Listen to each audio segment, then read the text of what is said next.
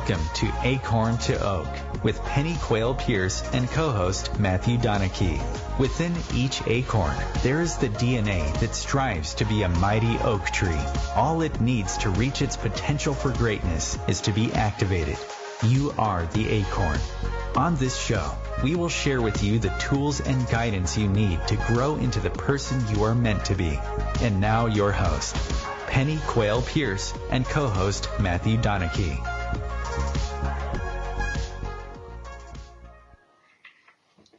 Hi, good evening. It's Penny. I hope you're well this evening, and I'll just hand over to Matthew so he can say hello also.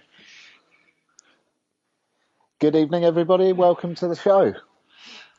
Yeah, it's good to be back. It's number 3 for us, so we're really excited about some of the feedback and some of the numbers of you guys who are listening to us, so that's really encouraging.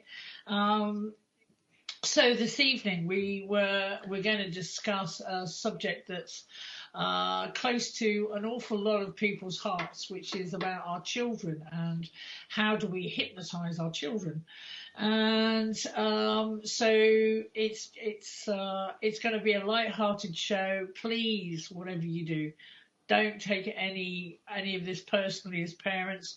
We do the best job we can possibly do at any one given moment in time. But it is really surprising how children can actually pick up things that, and we don't expect them to, but it comes back later on in life. A child's mind is literally full of questions.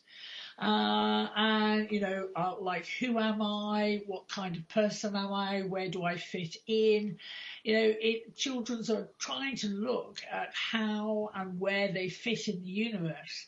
And we don't realise that as the big people in their lives, they take on board some of our thoughts, values, morals, questions, all sorts of different stuff. And we don't realise how much it embeds into their unconscious or even their subconscious minds. So, we just wanted to open up this topic so that we can discuss it and look at it. So, Matthew, is there anything you'd like to say around that right now? The only thing I would add to that is just expanding on what you said, really, and it's very much that, like, children are like sponges. All their senses are going, and they're hearing things, they're seeing things, they're feeling things, they're tasting things, they're touching things, and they're gaining evidence on every level, on every sense, and building evidence to form themselves. So they're very much like sponges when they're younger, just taking everything in, all the information. Yeah, I think so that's all I would add to that. I think it's a subject very, very close to my heart at the moment because, I have a 2-year-old son, Hector, and you can see, him just assessing everything all the time. And it's quite amazing because, Hector will go, you can tell when he's in his left brain and he's doing and he's creating and he's losing his logical mind. And then when he goes into his right brain to assimilate it all, it's like he at the moment, it's like he goes into a slight trance-like state where he's just, right, okay, so how can I make sense of that? Where does that fit within me? And as a 2-year-old, he's something else. He really is a great teacher right here, right now. And, one of the things that is quite amazing is, when we're big, when we're a big person and compared with them, we're huge people, not just in size, but in consciousness and everything else. They really pay attention to how and what you actually do. And it's amazing because Hector will give me quite an old-fashioned look if he thinks I'm incongruent. And it's you wouldn't even believe that a 2-year-old could actually catch you out on an incongruence, but they can. And it's really, really important. And I know when I was doing my work, when I was doing my journey, there was a lot of statements I heard when I was a child that were said by usually overstressed parents that weren't necessarily helpful. And if they're repeated, it's amazing how those statements can actually, not damage us, but they can go into our subconscious, and feelings like you're not good enough come from that stage of development. And it's really quite important to understand this, that most of our limiting beliefs are embedded within us as a child. And it's not just from parents. Obviously, parents are really important, but it's also from teachers and other people in authority. Anybody who is, taller than us and obviously in a position of authority can say something, and it can pop up later on in life and needs to be healed or cleared. Statements like or messages that may be, you're lazy, or you're not doing what you should be doing, or you're a great kid. These types of statements, when they come from big people, as I call parents or older people, they go deeply within, as I said, our unconscious or subconscious.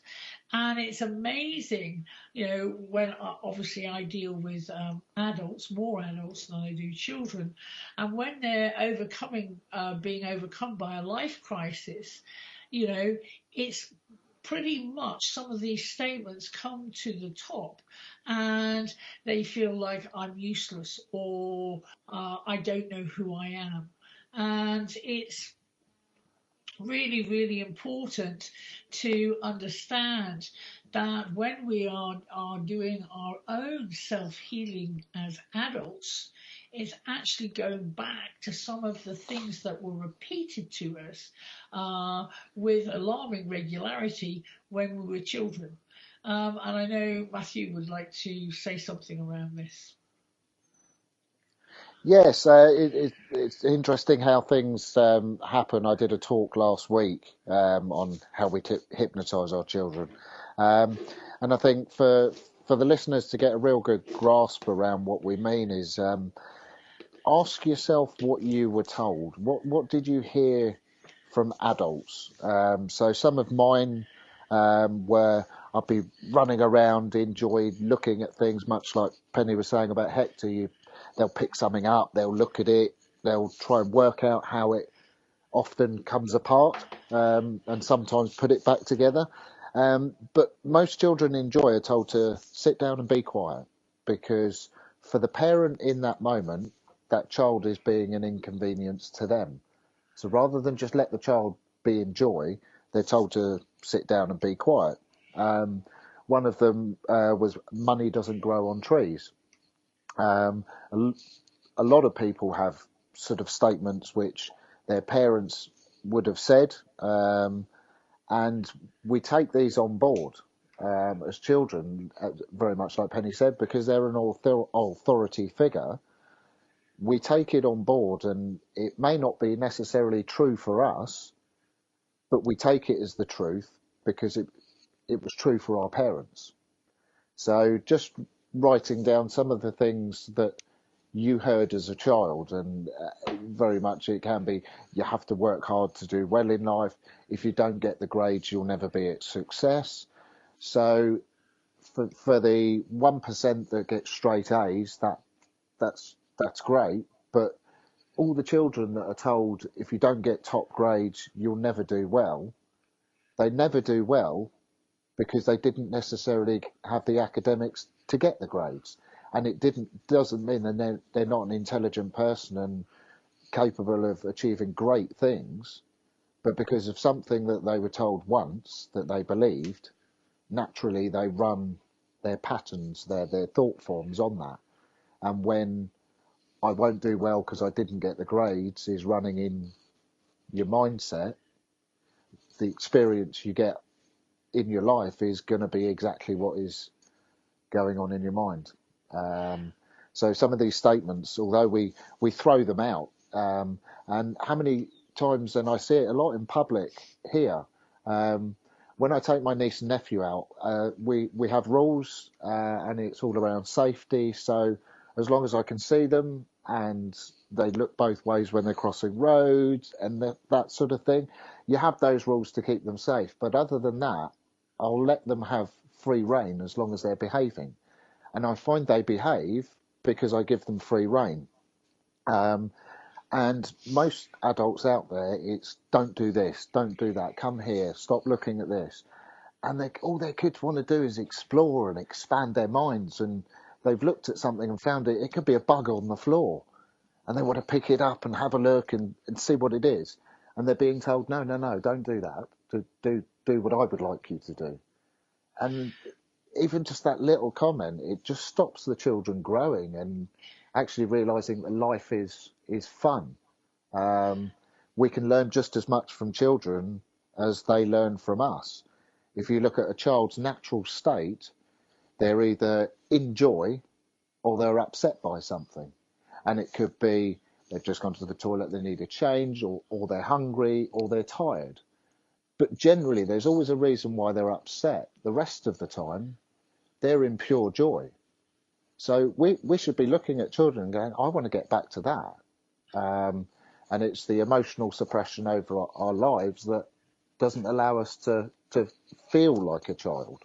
But it's these little statements that can make such a big difference on the way that a child develops and forms their thought forms. It is really important, and I think for me, that very much when I go back and I look at my own story, I was dyslexic as a child. I actually couldn't read consistently until I was about 13 years old, and I had to go to had different hearing tests and all sorts of different tests because dyslexia wasn't hugely recognised when I was a child. No. I'm showing my age now. So, but it wasn't a term that you heard an awful lot. But it's amazing because when I was first growing up, I had obviously I had 4 brothers and sisters, and the 3 eldest were all A grade students. And then I came down last, and obviously couldn't read, and and people thought that I was unintelligent, and actually that's not the truth. Most of the time, actually, dyslexic people are highly intelligent. They just cannot seem to get that connection flowing very well in their brains. And I was very right-brained, whereas my brothers and my siblings were very left-brained. But when I couldn't read, and it was repeated, obviously repeated to me that obviously I was stupid, or I was sick, I was lazy, I was clumsy or stupid, I just look at that as a challenge. And, when someone told me that I couldn't do something, or, you're never going to get a good job because, you couldn't read until you were 13. Yeah, and you look now at the string of letters I have after my name. I have an MA master's degree. I have a MSc. So I have 2 master's degrees. I have more letters after my name. And I think it was all to prove the fact that I wasn't lazy and I wasn't stupid and I wasn't clumsy and all of those things that people had written me down as. So for me, it was a real big motivator in my life. But not every child has that assurance. One of the things that, I did have in my life was I knew that my parents loved me. And, I was very secure in that knowledge. An awful lot of people, other people didn't love me at all because I was a hellborn babe, definitely. And I would push the boat out. And when, of course, I look at my son now when he's trying to swing from lampshades, I just look at him and go, oh, well, I know where that comes from. Because I was very adventurous as a child. And when you actually don't keep on repeating, no, don't do that, and actually just stand back and allow your child to explore, as I'm sure you're all aware, they will start to monitor self. I mean, when Hector was smaller, I would actually say to him, my statement was, be careful. Just be careful. Look at what you're doing. Be careful. Whereas now I don't even bother with be careful, because he will actually look at something and he basically assesses it. You can see him assessing it, and then he'll try it. And if he does it, he does it. And if he doesn't, then he just picks himself up, brushes himself off, and he makes new decisions. And it's really interesting to actually watch that.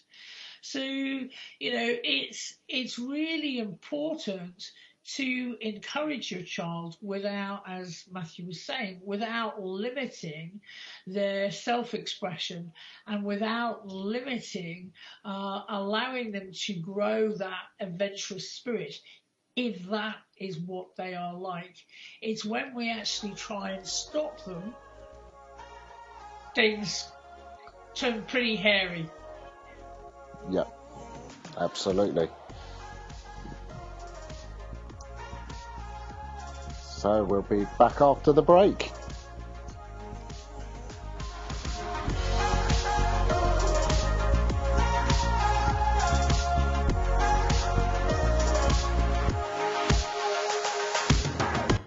Your conscious connection to a more mindful world.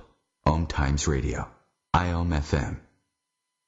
OMTimes Magazine is one of the leading online content providers of positivity, wellness, and personal empowerment. A philanthropic organization, their net proceeds are funneled to support worldwide charity initiatives via Humanity Healing International. Through their commitment to creating community and providing conscious content, they aspire to uplift humanity on a global scale. OMTimes, co-creating a more conscious lifestyle. I'm Kathy Williams, host of Sexy Mom Abundant Life radio show on Thursdays at 5 p.m. Eastern, 2 p.m. Pacific. On the show, we explore living abundantly in every area of your life. Ways to let go of limiting patterns and beliefs and to step into the flow of creativity and possibility, knowing you are supported by the universe.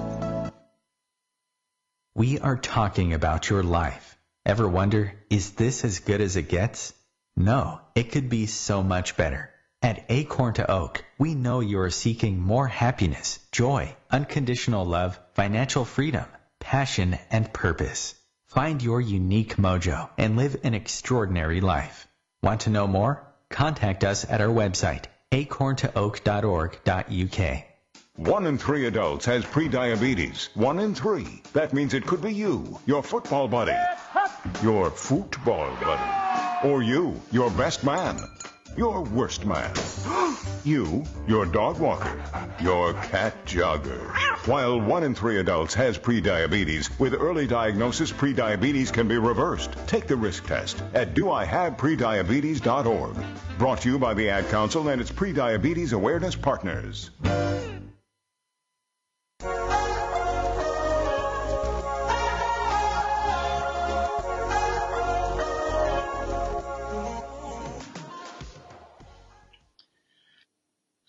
so we're back, with children. They actually think that adults know everything and can read your minds. I can remember my mum when we were kids, and literally, if you actually put a foot in her bedroom, okay, to go and find something, or you think you're just doing whatever, she would know and shout up the stairs, "What are you doing in our room?"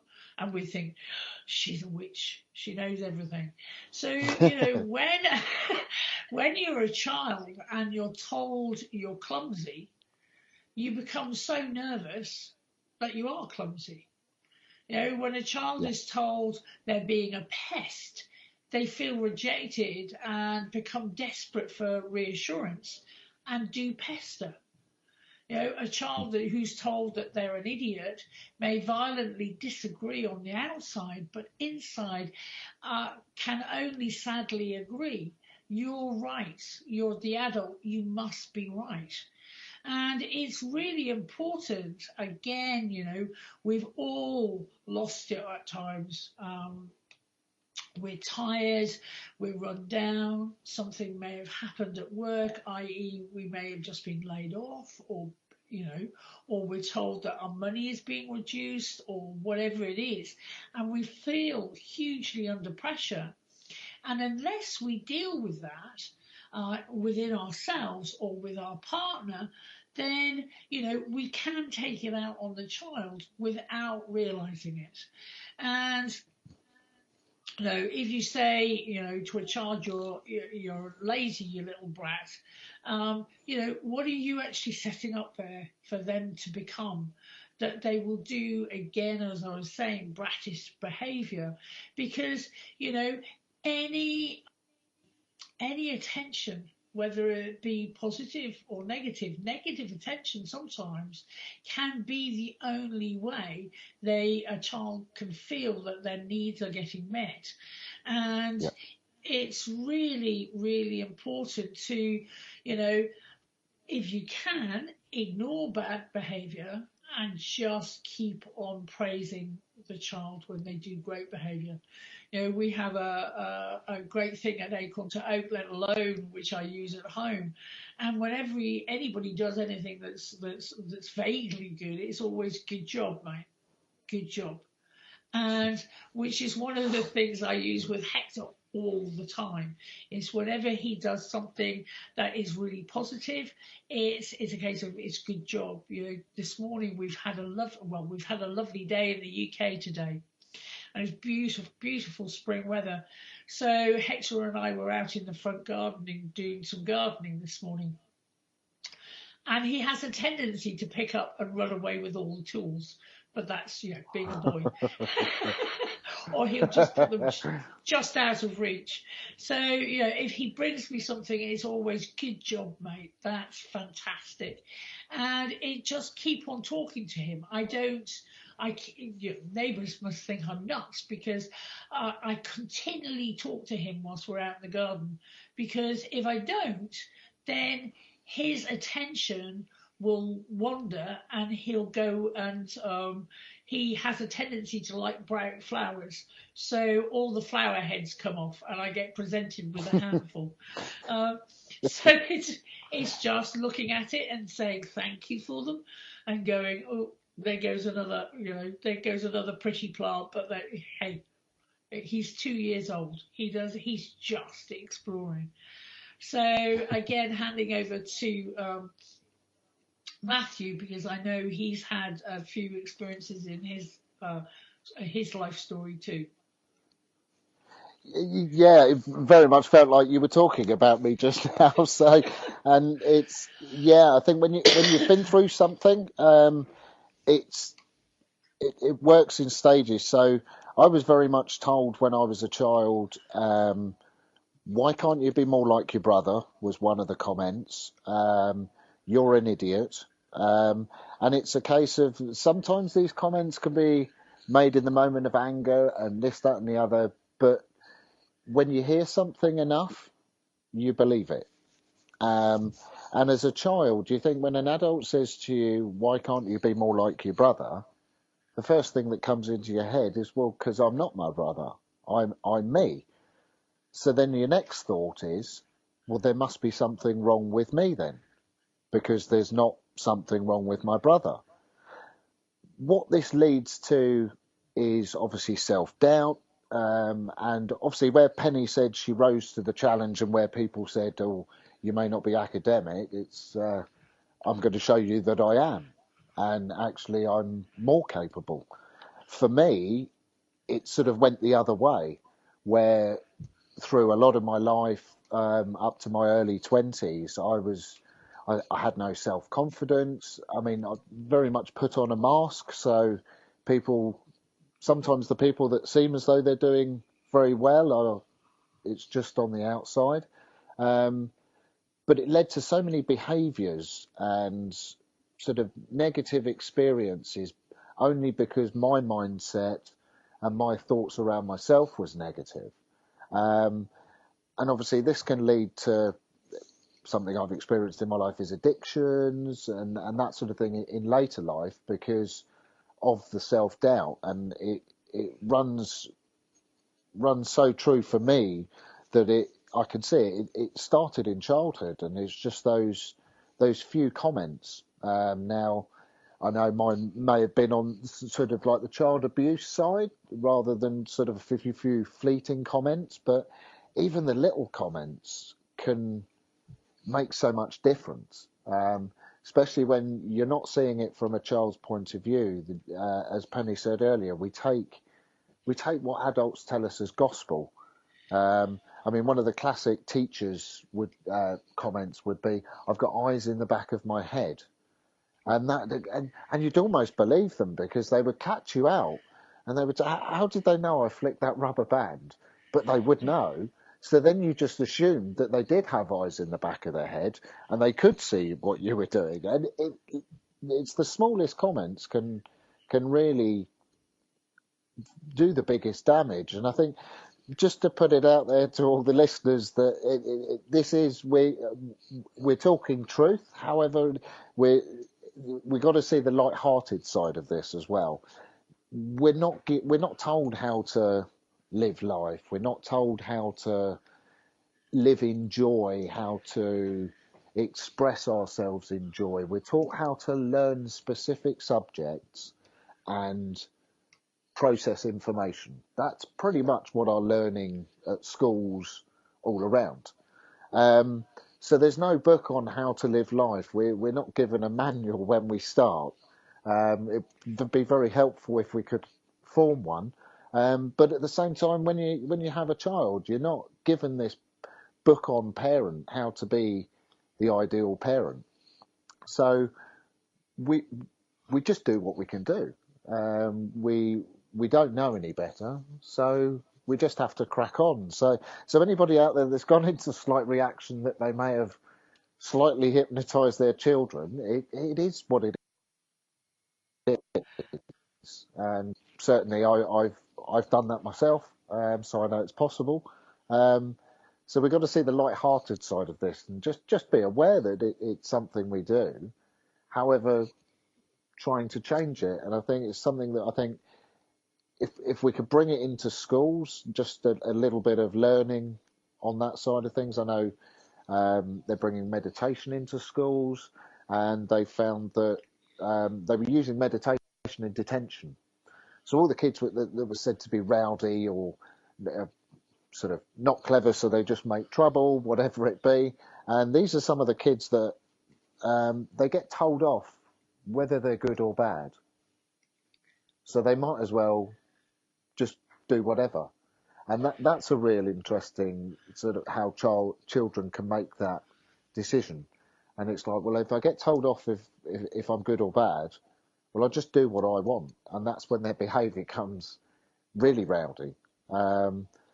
But very much in schools, the kids that were in detention, seen as the bad kids, so to speak, they were doing meditation in detention, and they had to bring it out of detention because those kids weren't going back into detention because their grades were improving, they weren't rowdy in classrooms, and a lot of it is they're distracting themselves in classes and things like that because they're they don't feel connected. If you're sitting in a classroom and the teacher's talking and you feel like you don't understand, you go unpresent, disconnect, and then you're probably likely to cause trouble or start doing something that you're not supposed to be doing just purely because you don't think you're good at what the teacher's telling you you're good at. But that's just because somebody's told you that. So yeah, it is a real interesting and close to my heart because it's something I've been through, experience. So Yeah, yeah, it is. It is quite amazing, and it's one of the things that Matthew was mentioning earlier on was the five senses and how kids use the five senses to pick up and interpret what's going on in their world.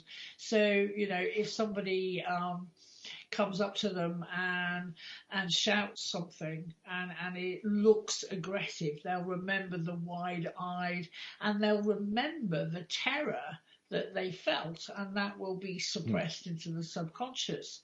But it's also really interesting to look at different things and look at how it's amazing, even with adults, how, there's a great story, one late night, a petrol tanker, was out of control, careers down a hill and smashes through the front of the house. When the rescuers obviously came to the house, they were amazed to find the young mother absolutely fast asleep, undisturbed by the crash.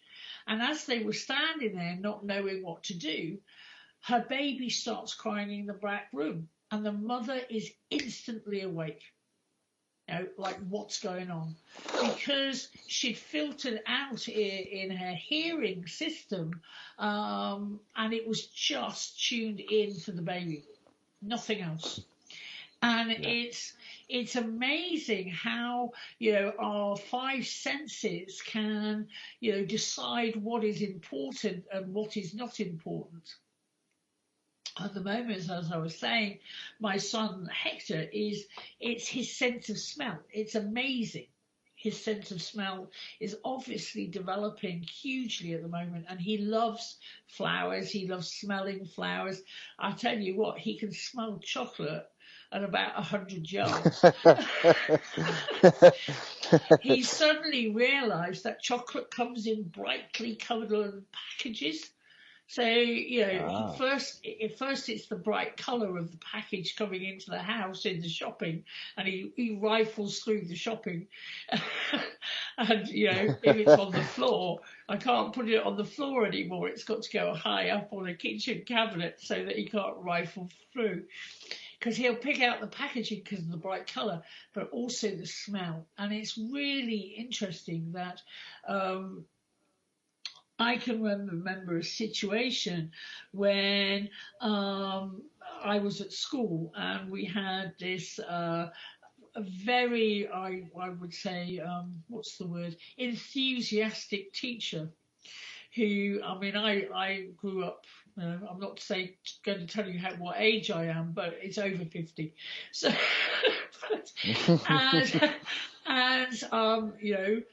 if we didn't get things right, we would actually get a slap on the legs or a rigorous use of a ruler. And we had this particular teacher who had this the perfume that she wore. And it was when I was doing a Breath for Life breathwork and going back, obviously healing some stuff from the past, from childhood, I actually got the smell of her perfume whilst I was doing this particular part of the breathing. And it was, for me, obviously, it was a sickly sweet smell. And the sickly sweet smell was basically, she would smile at you, but my word, she was a strict disciplinarian, but actually took her power too far. And it was really interesting to, kids will associate smells. I also love the smell of just cut grass. It takes me right back to childhood. And, when my dad had been cutting the grass at home and the smell of it. And, all sorts of different things bring back happy memories where we felt safe and we felt secure and we felt cared for and loved. And, some of these things we forget until we have that, we remember or we get that smell again in present day. So it's really, it's really, really important that, again, I can remember writing something and, kids can hear sweet wrappers being unwrapped 50 yards away. And, and, they know, I don't know what it is, but every child on the planet knows to wake up at 4 o'clock in the morning on Christmas morning. Just.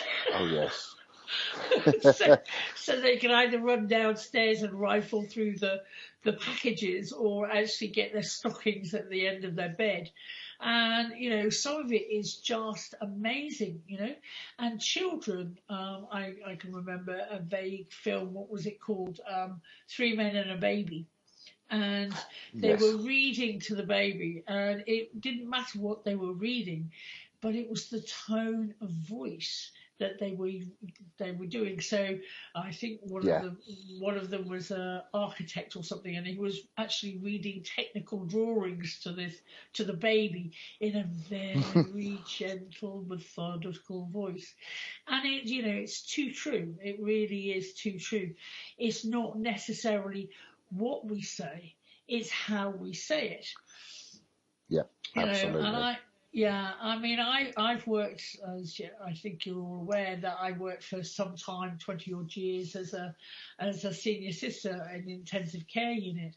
And, one of the things I always encouraged family and friends to talk to the person who was ill, whether they were being ventilated or whether they were in a coma, just waking up or whatever it was, just to talk to them and read to them. And I've also had a personal experience of a close friend who basically fell off a bus, unfortunately, and hit her head on the pavement, and she ended up in the National Neuro Hospital in London, and she had to have surgery done, and she was in intensive care for a long time. And I would go and visit her every day on a daily basis when she was critical. And I would talk to her and read the paper and tell her what the weather was like. And I would be holding her shoulder as I did that. It was one of the only places that you could actually put a hand. And I was holding her shoulder and talking to her. And she got better, and she remembered that it was me that was speaking. So we go for another break. Wow. Brilliant. We'll see you after the break.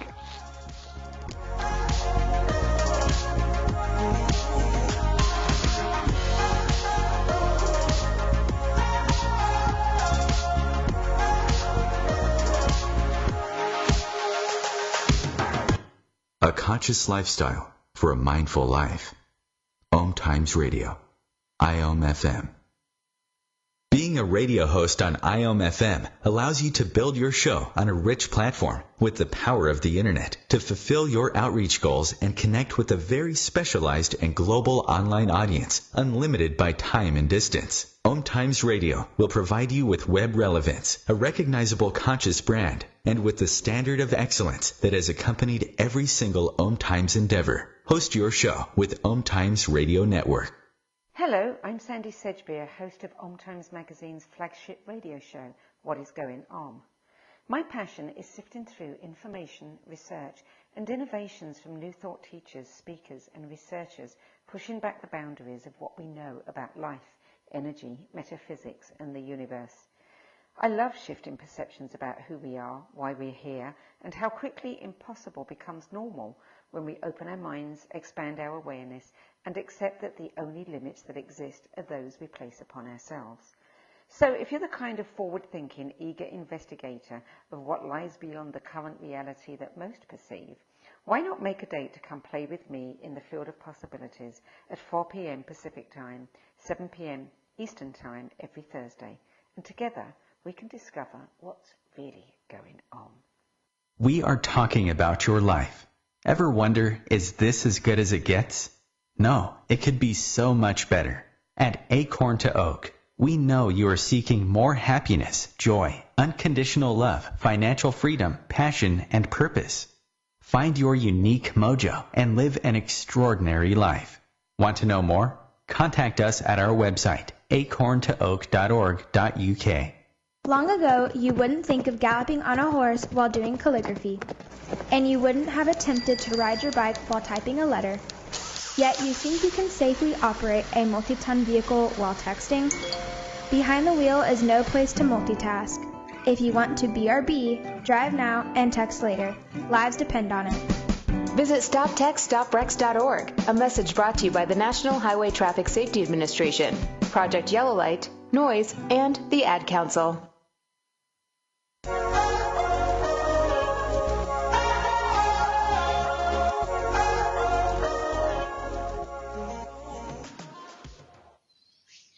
Hi, we're back. You know, one of the things that's really important is we shouldn't have to explain ourselves to our children or endlessly reason with them till we're blue in the face. You know, it's because, you know, it's really important to actually be able to say, you know, we've asked you to do this, so please do it, without, you know, endlessly needing to scare them or say things like, wait until your father gets home, or you'll make me sick if I have to go on this way.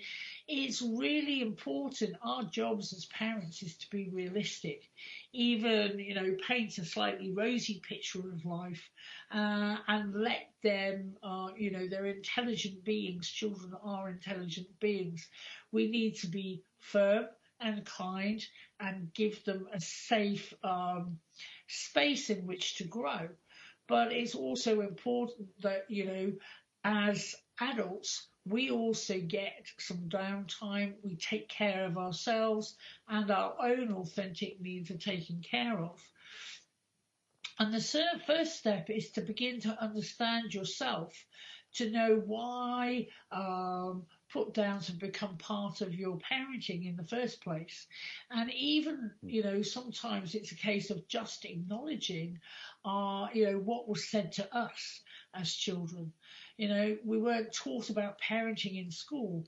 You had to start from scratch when your children were born and work it out for yourself. But you did have one clear example, and that was your own parents. So if you find that, you know, some of the stuff, you know, you were yelled at as a child, you know, some of that needs to be worked through yourself, because otherwise the old tape recordings of what you heard when you were growing up repeat themselves. So, you know, some parenting, of course, go to extremes, you know, with painful memories of the way that you were used and raised and even scolded or hit or deprived in your own childhood. And the other danger, of course, is that you overcompensate for that. So that you allow your children to have everything that they want, not what you think is, you know, sensible, and you over allow them freedom with no discipline whatsoever, because children do need discipline, and they do need a framework in which to feel safe.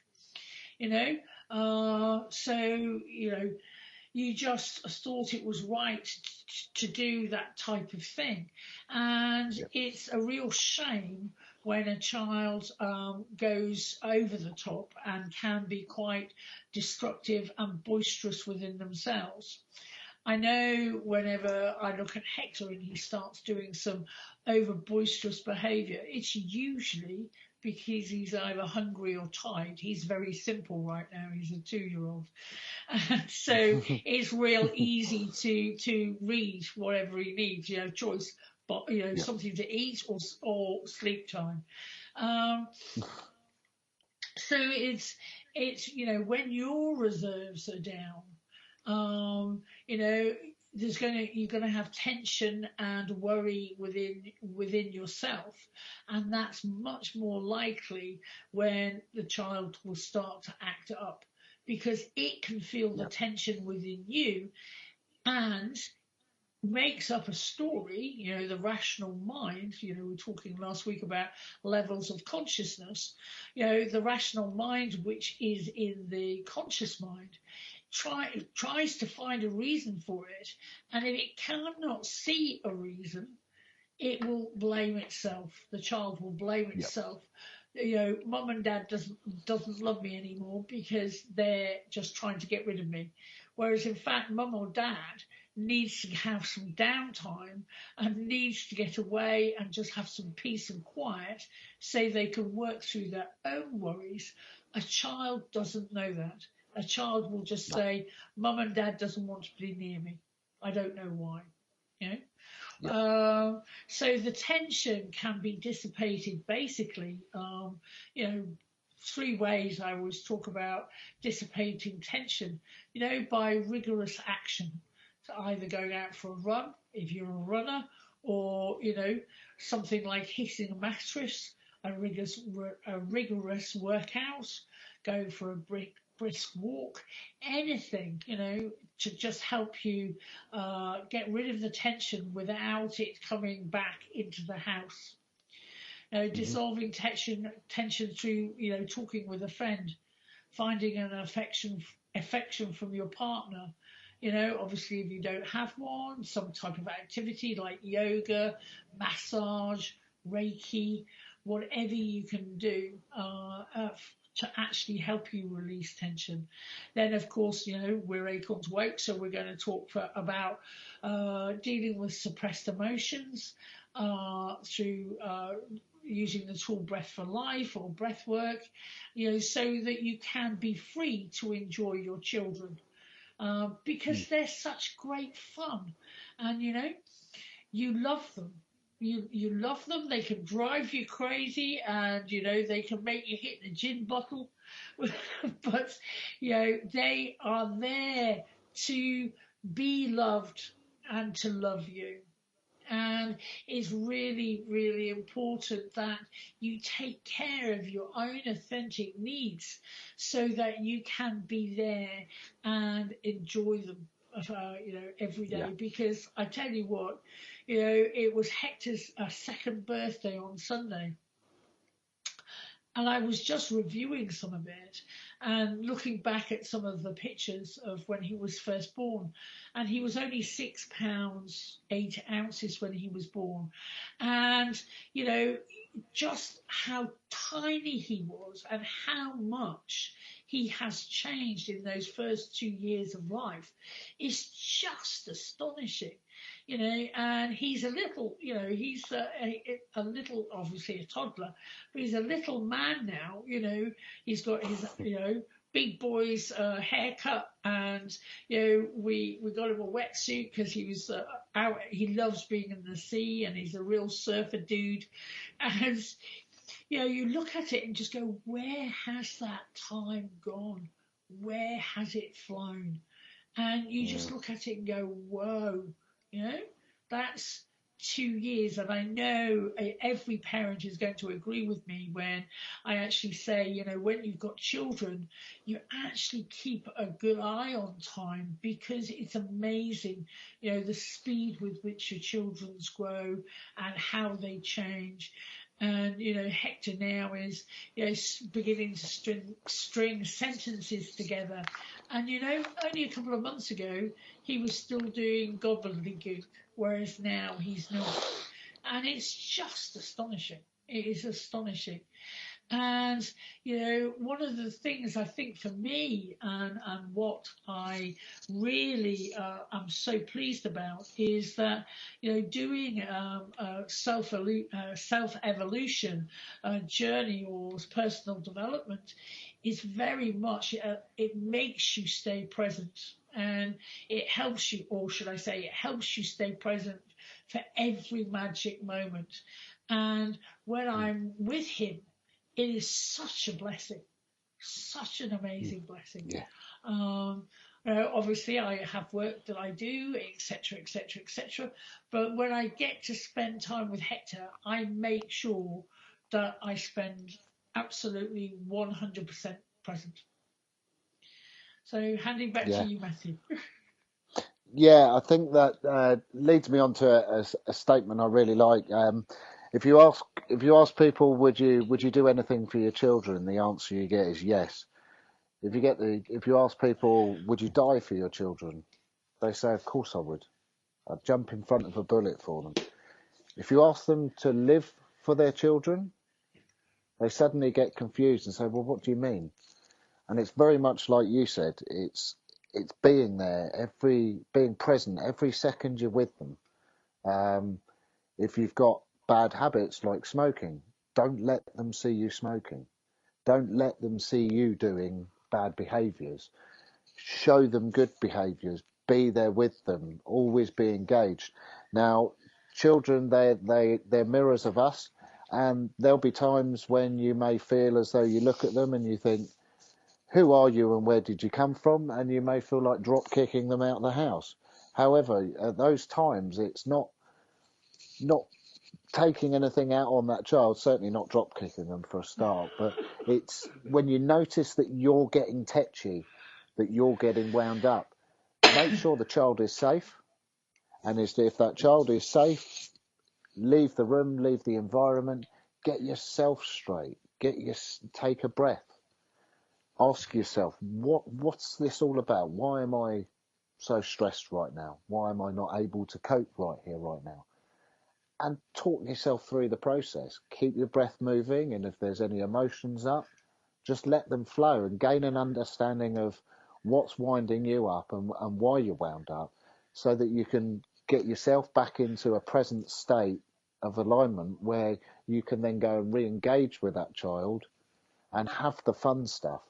Because all the time we're in joy, we enjoy the fun and this, that, and the other. It's only when we're stressed and we've got 100 things to do and we've got lunch boxes to do and school things to sort out. I know with my niece and nephew going out, you need 15 things more than you would if it was just yourself. And that, I would be told by a lot of mothers, that's just a start. But it's that, be there for them, show up for them. Don't die for them. Live for them in every moment. Let them see you happy. Engage with them, and it's bringing in all the good, the juicy stuff, and you gain so much from it. And I've had it myself where I have had to walk away and obviously make sure the child's safe and they're in an environment. Take myself out and go, right, what's this really about? And it's usually around a situation I haven't dealt with in the morning or something. I may have got cut up or had an argument with someone, and all that's going around in my mind is, oh, well, I should have said this and I should have said that, and this, that, and the other. And actually, that's why I'm stressed. It's not because the children are playing up or anything like that. It's because of a situation I haven't dealt with. And it can be real easy to get dragged into it, dragged into the hustle and bustle of life, rather than thinking everything will get done. But one of Penny's saying, perfect preparation prevents piss poor performance. It goes a long way to making life real easy. And if you've got that preparation, then you don't need the stress. Everything gets done, and you can just engage with the joy and just really enjoy your children, because ultimately that's what we all want. And it's also about having your realistic expectations, and if you are going to go to the beach, if it's me and I only have one. I mean, there's loads of people who've got many more children than just one. It's making sure that stuff is done whilst he is doing something else. Maybe he's with my husband Luke, or maybe he's sitting down and eating, and then all the preparation gets done.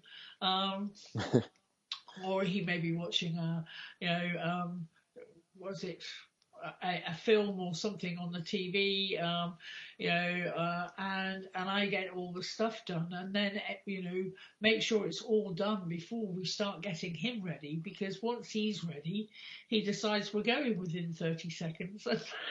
It's like, as soon as he gets his shoes on, then we're off, and we can't go round and then prepare everything. So it's as you heard Matthew saying, planning and preparation prevent piss poor performance. That is one of my favourite sayings, and it is just actually getting it all sorted. Because even getting one child out it's like as Matthew mentioned, it's like trying to get an army organised, especially if you go to the beach with wetsuits and this and towels and heaven knows what else, and lunch and umbrellas and this and that and the other, and it can take some time. And it's realising that if you do it in stress, then it doesn't become a pleasurable outing. It becomes a slog and hard work, and you're just not enjoying it. So lovely to talk to you, and we'll see you next week. Take care. Thank you very much. We'll see you next week.